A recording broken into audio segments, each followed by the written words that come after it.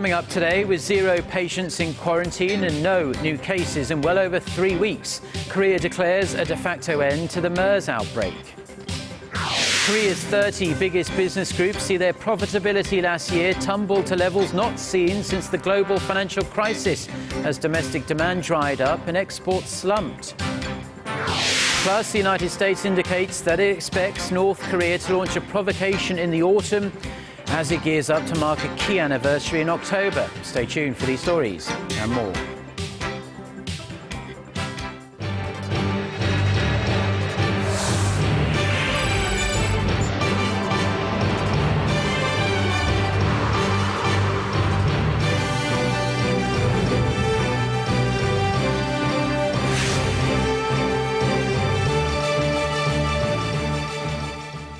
Hello, it's noon on Tuesday, the 28th of July. You're tuned in to our midday newscast here on Arirang TV. Thank you, as always, for tuning in. I'm Mark Broome. Our top story this afternoon: nearly 10 weeks after the first case of Middle East Respiratory Syndrome was reported in Korea, the government has declared the de facto end to the outbreak.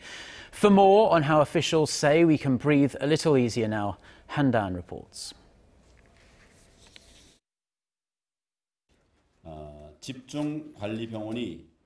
All 15 hospitals affected by the MERS outbreak have been released from special watch.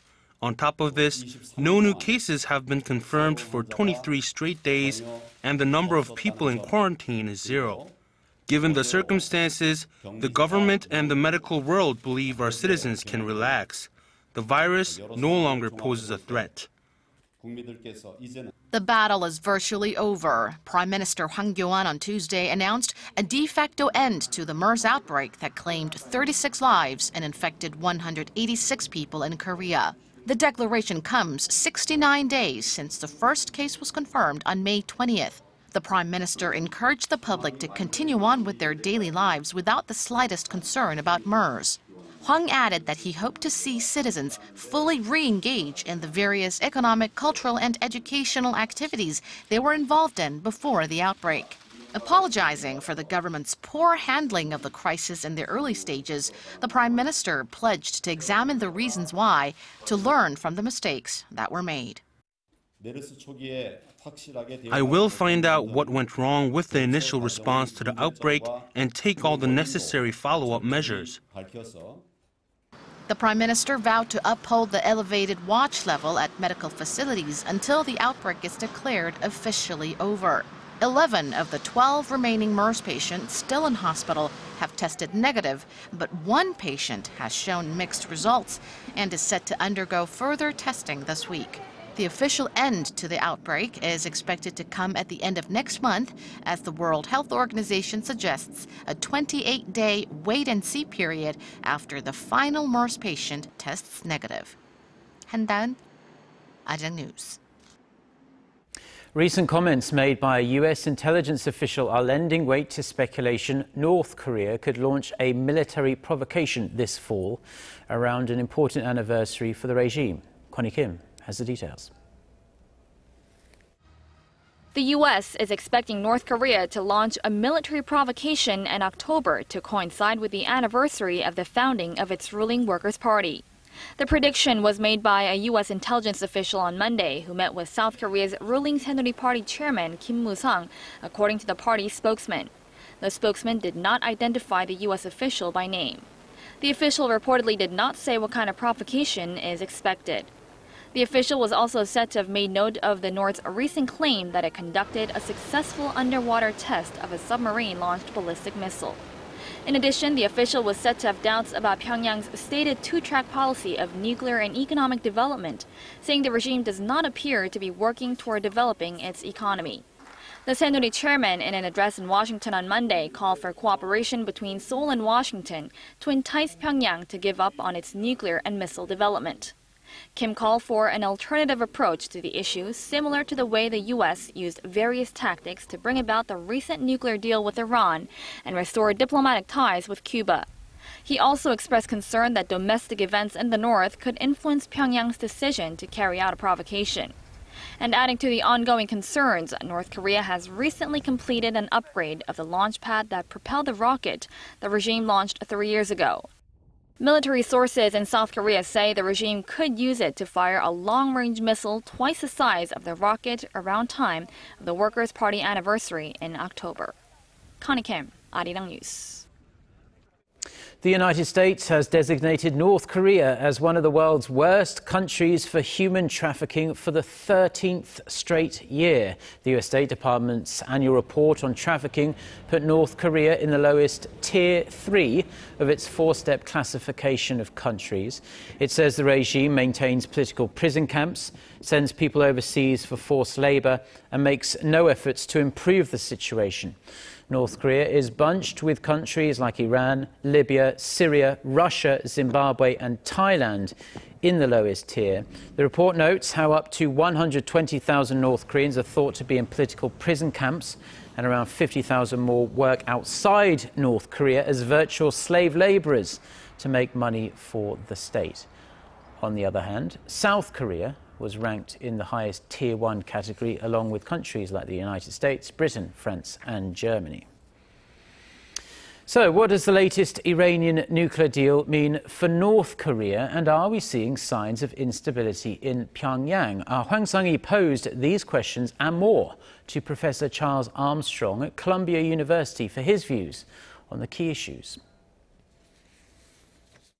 Do you think the latest nuclear deal with Iran could provide an opportunity for North Korea to rethink about re-engaging with Washington?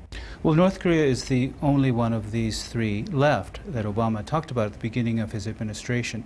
He's opened up the door to Cuba. We now have a deal with Iran to halt its nuclear program. And it would be a fantastic opportunity for President Obama to leave as his legacy an improved relationship with North Korea. North Korea is far more advanced than Iran was, and it has stated repeatedly that it does not wish to and will not negotiate away its nuclear weapons. Now, that doesn't mean that the denuclearization of North Korea is impossible, but it will take a different kind of negotiation than has been done between Washington and Pyongyang in the past. What crucial steps should both Washington and Pyongyang take? One could imagine a deal in which both sides agree on the ultimate denuclearization of the Korean Peninsula as a long-term goal.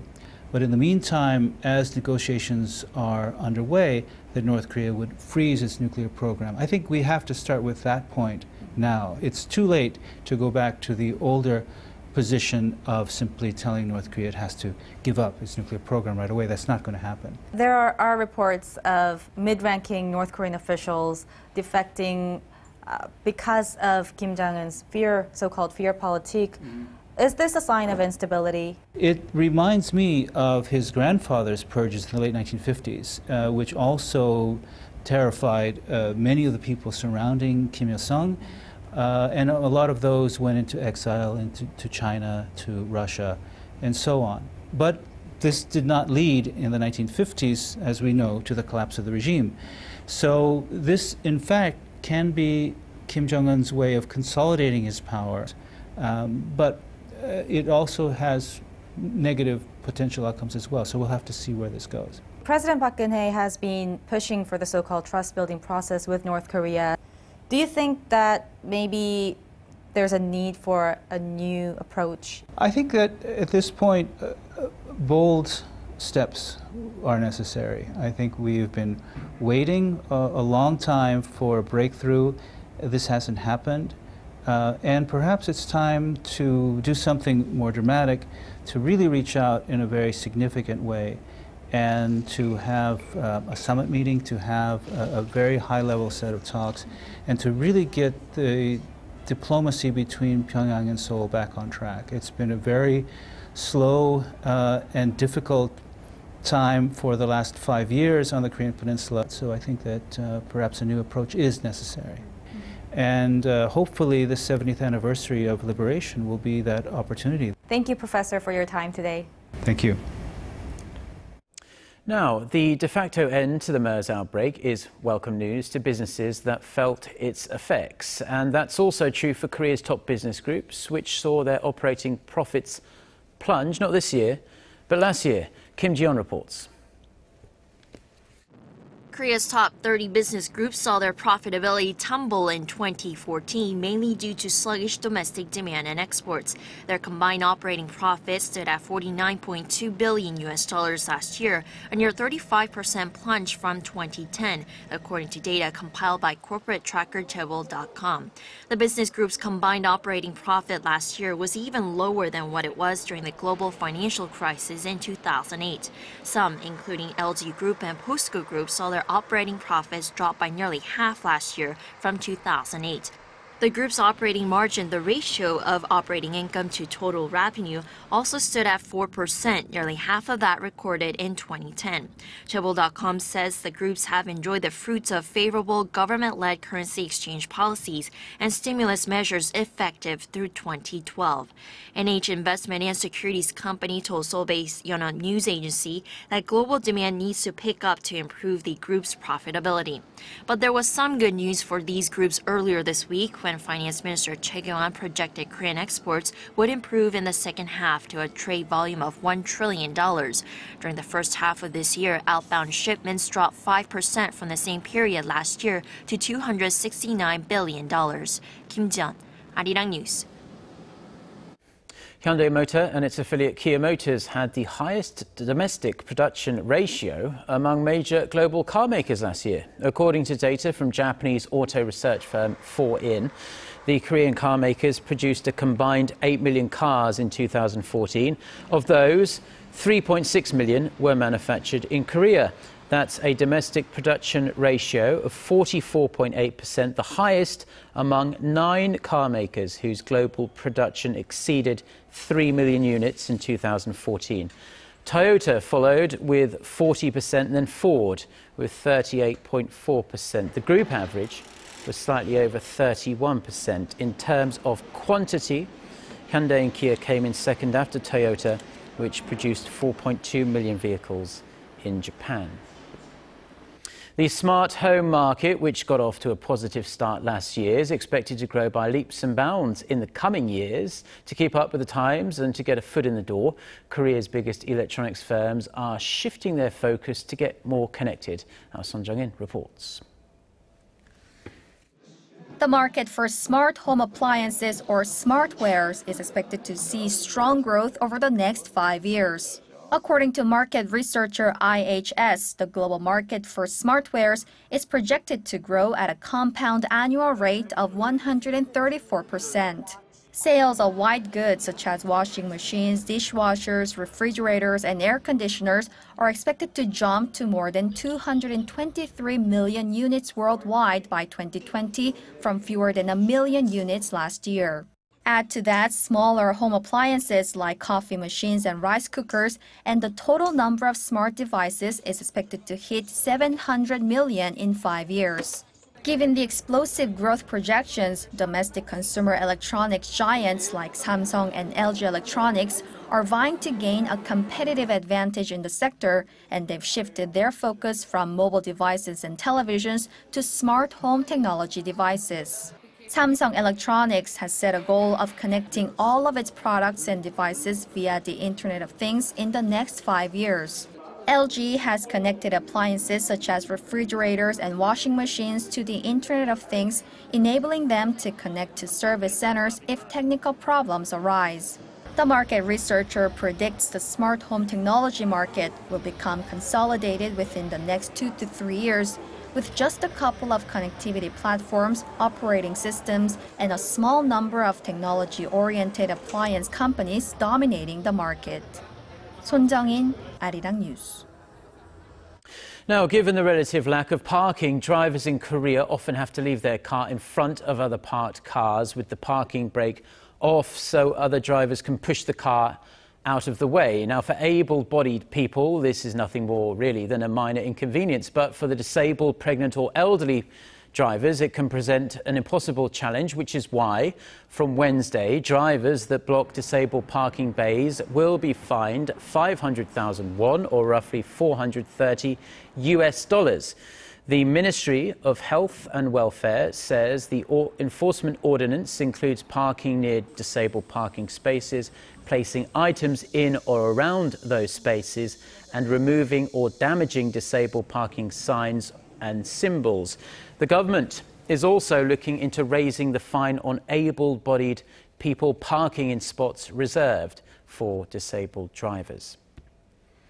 Now, before we go, we should mention the weather, as certain parts of Korea are in for a steamy, muggy afternoon with temperatures forecast to soar into the mid-30s. Heatwave advisories and warnings are in effect in southern and central regions, so take sensible precautions if you are going to be spending a prolonged period outside today. We'll be under mostly cloudy skies here in Seoul, but we'll see the afternoon high hit 31 degrees Celsius.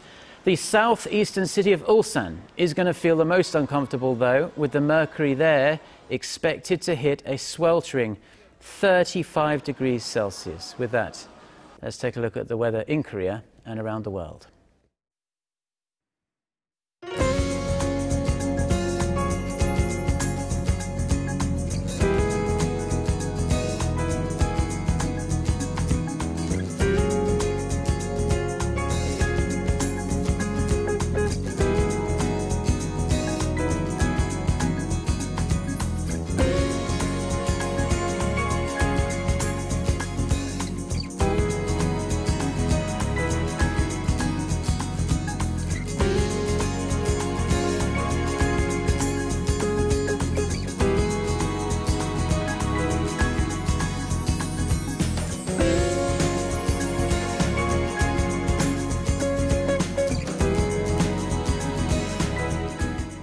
Well, that's all we have for now. I'm Mark Broome. Have a great day, and thank you as always for tuning in. We do hope to see you at the same time tomorrow. Until then, goodbye.